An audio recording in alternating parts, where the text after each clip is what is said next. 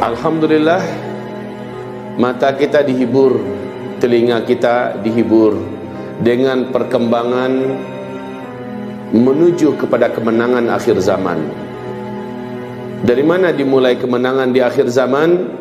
Kemenangan di akhir zaman, Rasul sebutkan startnya nanti adalah dari negeri Khurasan. Di mana itu Khurasan? Semua yang ada di sebelah timur daripada Arab, yang ada tantannya ini semuanya adalah Khurasan. Tetapi Nabi mengatakan ada satu komunitas di negeri Khurasan, mereka memiliki hati seperti gunung, mereka memiliki akhlak seperti akhlaknya para sahabat. Masya Allah ya, hatinya seperti hati gunung. Kalau mereka berniat ingin memindahkan satu gunung, mereka akan pindahkan, saking kuatnya hati mereka. Bagi mereka tidak ada yang tidak mungkin, semuanya kalau sudah ada niat akan bisa diwujudkan. Ini prinsip penduduk tersebut, kata Rasulullah.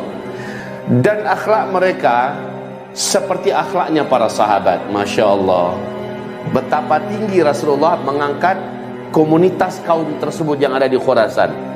Mereka selalu berperang melawan musuh-musuh Allah. Nah, ini ciri khas lagi yang langka ya. Soalnya ada bahasa-bahasa optimis yang diarahkan ke Indonesia. Tetapi dengan hadis ini saya kembali mengulangi bahwa bukan Indonesia. Sebab Rasul mengatakan mereka selalu berperang melawan musuh-musuh mereka ya, dan mereka selalu mengalahkan dan tidak pernah terkalahkan. Apakah Indonesia selalu perang? Dah lama Indonesia tidak perang. Dulu iya, waktu zaman penjajahan Belanda, penjajahan Jepang. Habis itu kita mengalami masa-masa santai ya. Lah kalau kita lihat ciri-ciri yang disebutkan Nabi, maka terus terang kami katakan kabar gembira itu sedang kita dengar sekarang dan sedang kita saksikan, yaitu Emirat Islamiyah Taliban di Afghanistan. Kaum muslimin, kabar gembira kami sampaikan kepada Bapak Ibu, karena saya yakin banyak Bapak Ibu tidak mengikuti berita. Saya yakin itu. Sekarang Emirat Islamiyah Taliban mengumumkan kepada pemerintah boneka, yuk kita berunding, nggak usah perang, baiknya kalian nyerah saja. Pemerintahan Afghanistan ini kita kelola dengan pemerintahan asli Islam total secara kafah. Kalian nggak usahlah perang dengan kita. Kita ikut hidup rukun dan damai. Mana-mana yang hebat di antara kalian kami pakai, ya. Mana-mana yang berkualitas di antara kalian kami manfaatkan untuk kebaikan pemerintahan Islam ke depan. Tapi kalau kalian mau perang, kalian sudah tahu kalian tidak akan sanggup melawan kami. Berkali-kali dibujuk, kita nggak usah perang di kota ya. Kalau memang kalian mau perang, yuk keluar. Banyak akhirnya kota-kota yang jatuh dengan diserah gubernur menyerah ya, menyerahkan semua militernya menyerah. Itu sudah banyak di Afghanistan pada hari ini.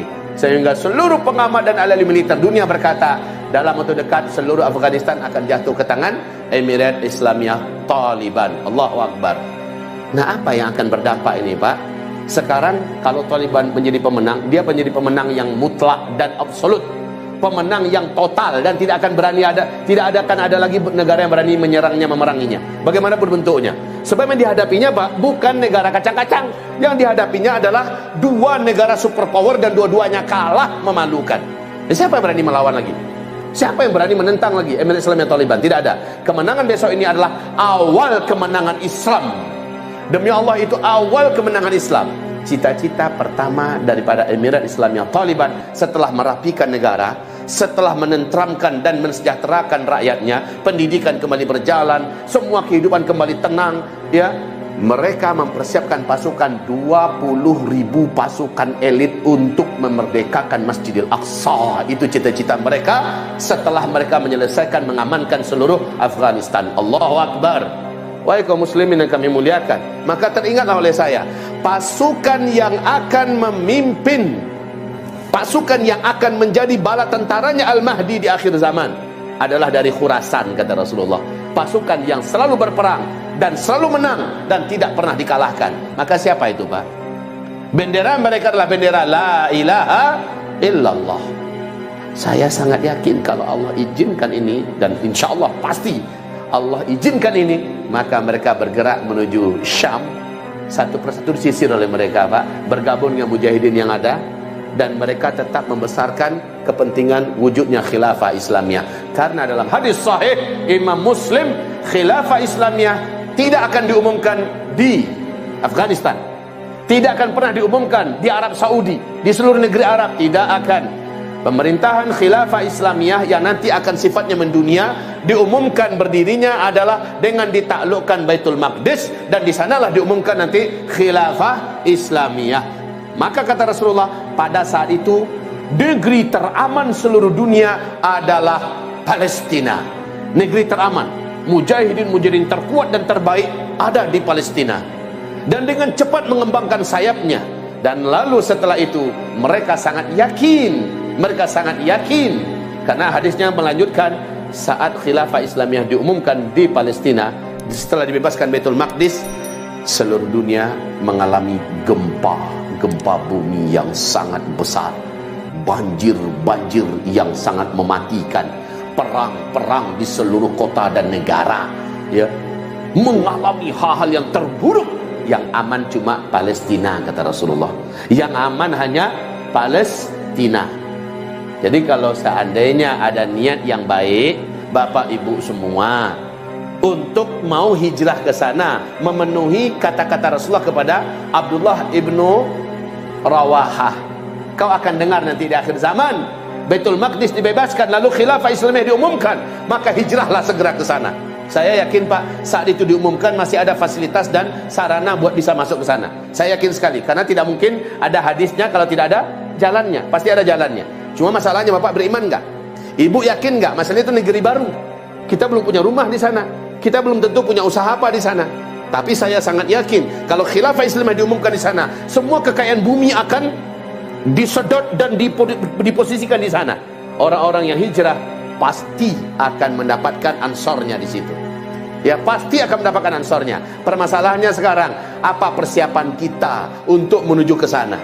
Baik, kita kesampingkan itu dulu. Ini berita gembira tentunya kaum muslimin. Kalau kita lihat di mana-mana Islam selalu kalah dan kalah, kalah lagi dan kalah lagi. Ya, kita melihat di mana-mana berita menyedihkan, memedihkan, memilukan. Kita babak belur, bonyok di mana-mana, dizolimin nggak karu-karuan di mana-mana, termasuk di Indonesia ini. Maka masih tetap ada bintang terang yang memberikan petunjuk kepada kita, masih ada secercah kegembiraan dan kebahagiaan yang menghibur kita. Saat ini adalah Afghanistan ini, Insya Allah.